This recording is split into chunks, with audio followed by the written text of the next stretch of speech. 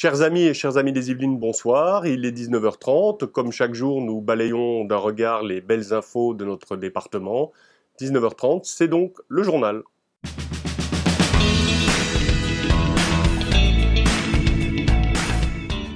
Un gala de basket était organisé dimanche dernier à Maurepas en l'honneur de Maëlle, une jeune fille de 14 ans atteinte d'une leucémie. Le public était au rendez-vous pour apprécier dribbles et entr'actes rythmés par de la danse, destiné à sortir Maëlle de son quotidien. Tout était pensé pour sortir Maëlle de son quotidien, comme nous l'explique une joueuse du club de Maurepas. Écoutez-la.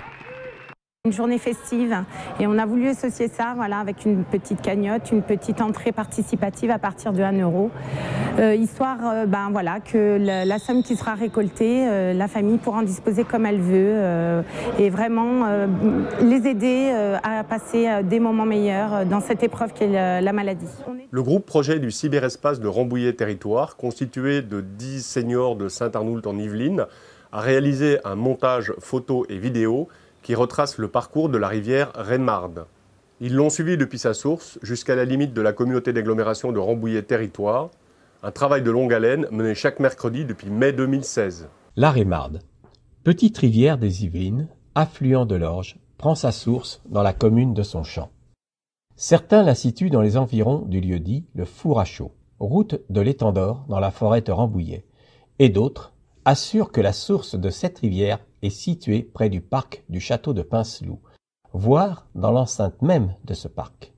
Or, en partant du point indiqué par différentes sources géographiques, Google Maps entre autres, nous sommes arrivés à la Mare aux Roseaux. Nous avons suivi son cours, un simple rue, jusqu'au domaine de Pinceloup. Ce qui est certain, c'est que ce cours n'arrive pas dans le parc, il le contourne. Alors, où se trouve la source de la Rémarde? Forêt de Rambouillet, donc souterraine, château de Pinceloup, ou plus vraisemblablement la Grand'Ville, peut-être un peu des deux. La société BE Green, premier loueur de véhicules de transport de voyageurs installés à Buc, élargit son offre et propose désormais un autocar 100% électrique. Une révolution dans le monde du transport, car il s'agit du premier autocar de tourisme électrique d'Europe. Ce modèle du constructeur BYD est zéro émission de CO2 et zéro NOx, source de pollution. Un véhicule écologique avec une conduite souple. Cet autocar a rejoint l'écurie de la société BeGreen, loueur de véhicules de transport de voyageurs. Grâce à son autonomie de 200 km, il sera utilisé pour des excursions ou des découvertes de sites touristiques.